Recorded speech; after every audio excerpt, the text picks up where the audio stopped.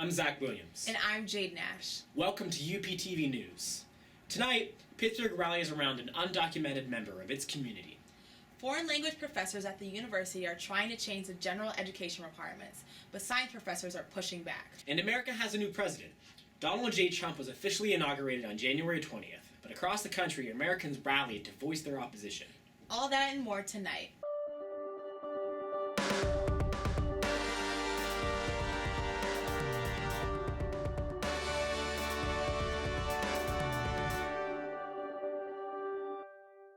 On Wednesday, January 18th, the University of Pittsburgh's chapter of the United Students Against Sweatshops met to discuss the issue of Martin Esquivel.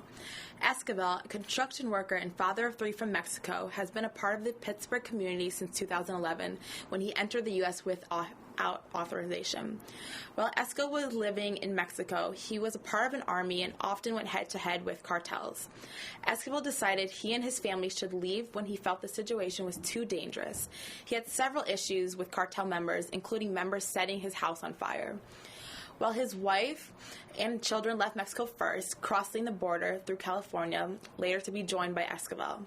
While living in Pittsburgh with his children and wife, Alma, Esquivel has been an activist in the Latino community and has done work with St. Catherine of Siena Church in Beachview and East Liberty Presbyterian Church. Esquivel was charged with a felony for re-entering the country, a federal crime. This charge was later changed to a misdemeanor. Esquivel is now facing possible deportation for his misdemeanor and is being held in a for-profit prison in Bedford, Ohio. Activists have been protesting the case to keep Esquivel and his family in the U.S. Typically, the U.S. Immigration and Customs Enforcement makes unauthorized immigrants with misdemeanors and families in the U.S. low priority for deportation. The group discussed the details of the case as well as its links to other current events like President-elect entering office.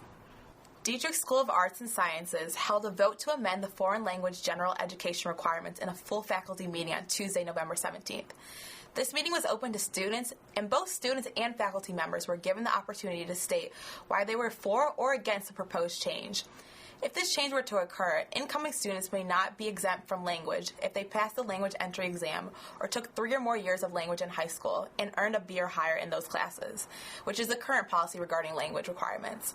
Supporters of this change feel that by the time a student graduates, they should be proficient in another language. They feel that in a more globalized world, knowledge of another language is important for any major. Supporters also feel that this change is important because every school curriculum is different. So although a student may have received a B, it is not a guarantee they are proficient in the language. These faculty members and students who want the language requirements to be more rigorous believe STEM-heavy majors and language go together. The proposed requirements would be beneficial to those students and would not compete for their time and focus. Opponents to this change feel that the amendments would put too much stress on students and make it harder for them to succeed. The concern is that students who are already busy would have to have an even bigger course load. The opposition to this amendment was also concerned that the change would cause funds to be allocated more to the language department than other departments. This is because more students would need to take language courses and the department would need more professors to keep up with the demand. According to Dr. David Birnbaum of the Slavic Language Department, the proposal was not meant to change the language requirement, rather to make it as honest and consistent as the other requirements. The main difference would be that high school experience and grades would not be enough to exempt students from taking a language class.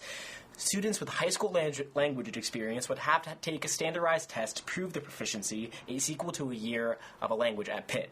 AP exam scores and credit from another college would still count for the language requirement in this case. In honor of the life and legacy of Dr. Martin Luther King, the University of Pittsburgh held a week-long celebration from the 18th to the 22nd of January. During this week of commemoration, the university held specialty lectures, a service at Hines Chapel, a university-wide discussion about current social issues, and finished the week off with a luncheon. The week began on Martin Luther King Day with a candlelight vigil held by Alpha Phi Alpha at William Pitt Union at 7:06 p.m. Let's take a look at the event with reporter Lizzie Howard. I'm Lizzie Howard, here with UPTV News. We're in front of the William Pitt Union, and students have just hosted a candlelit vigil to Martin Luther King Jr. on the anniversary of his death.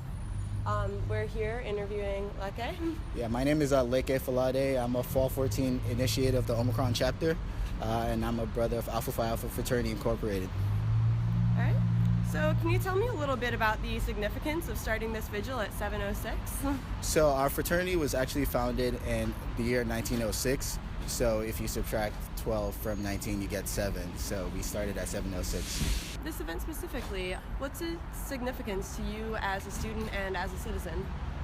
Okay, so this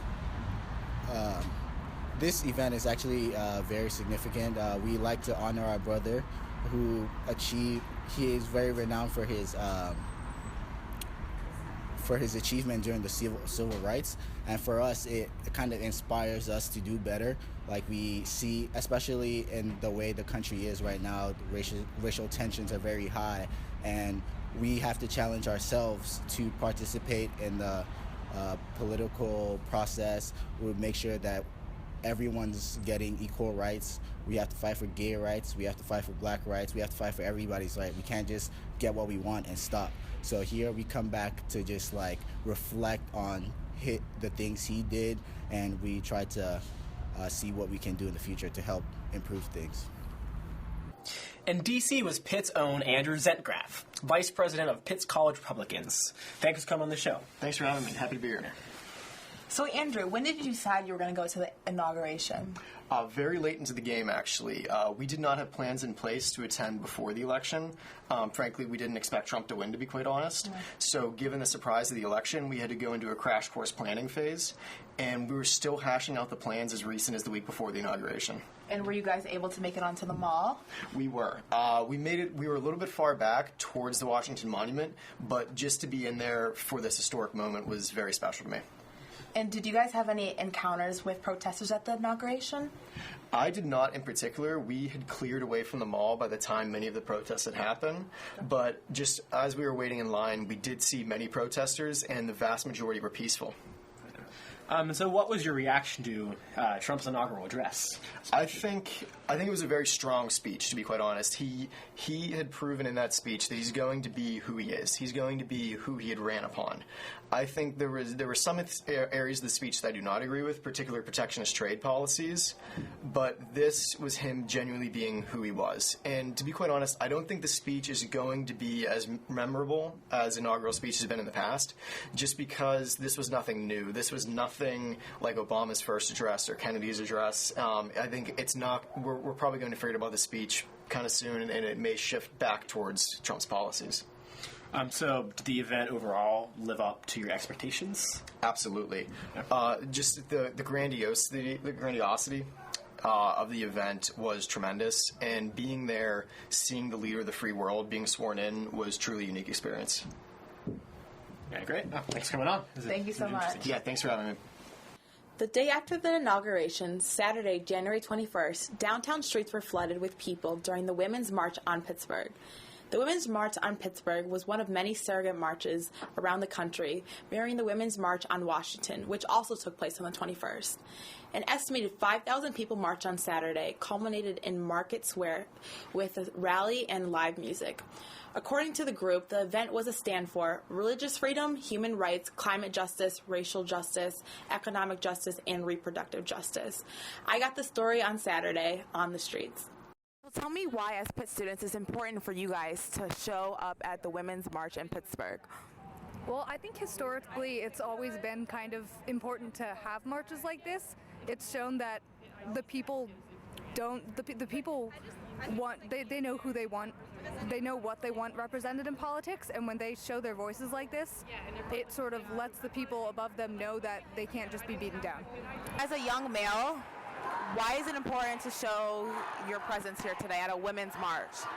Because, it doesn't matter. Obviously, I have a mother, I have a sister, I have a girlfriend, but that doesn't matter, Women are humans too, and every human deserves equal rights. Tell me, as a young woman, why is it important to be here today at the Women's March in Pittsburgh? It's so important because we fought for so long for this right exactly and what everyone is standing for, so we need to keep that up. We can't falter. I think it's important for young women to understand that they have this right and they should have this right, and they should fight for that. And do you have any advice for young girls growing up in the Trump administration? Yeah, just keep fighting, keep doing you, keep fighting, that's it. Joining us to discuss the movement in a more depth are the Pitt News' Elena Zakos and the Pittsburgh Post-Gazette's Courtney Linder. Elena spent the weekend in Washington, D.C., while Courtney was on the ground in Pittsburgh. Starting with you, Courtney, you were reporting from a women's march in Pittsburgh on Friday, but in East Liberty, correct?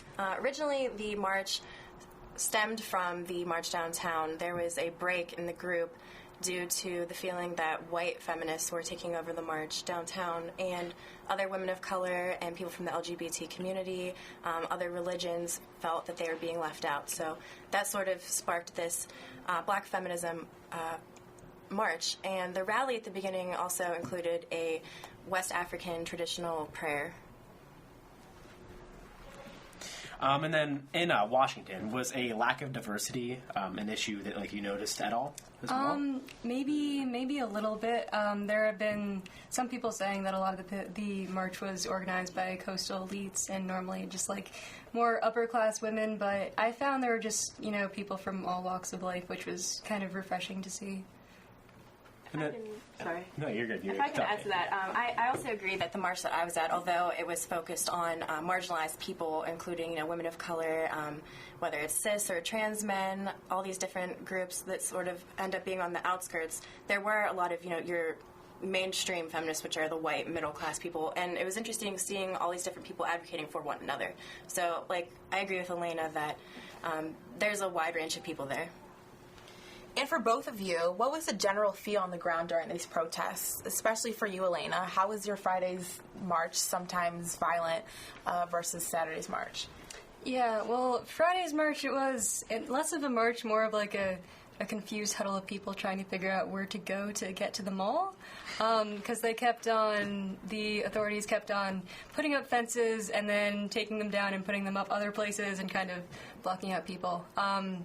It was just a logistical nightmare.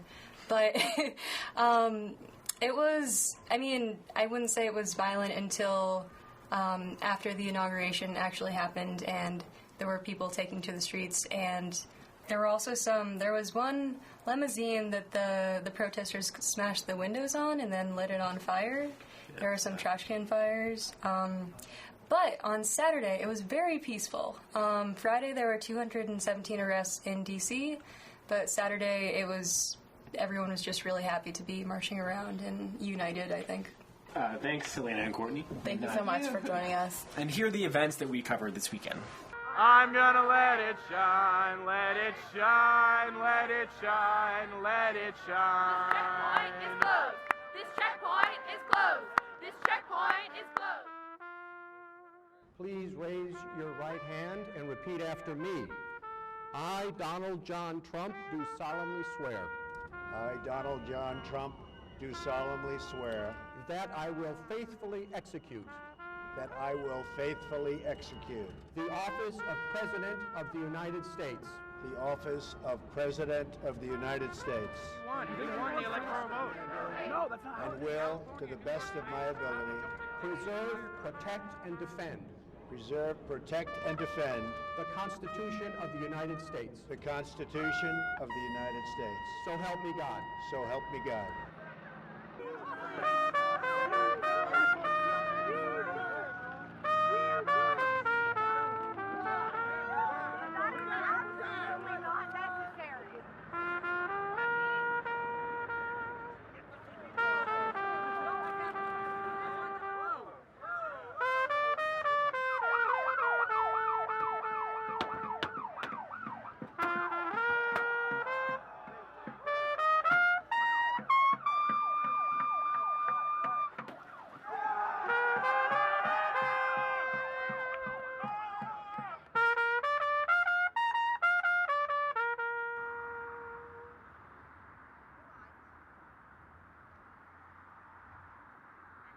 If you have a story that you would like featured on UPTV News, tweet us at the handle below. Thank you for tuning in to UPTV News. Hail to Pitt.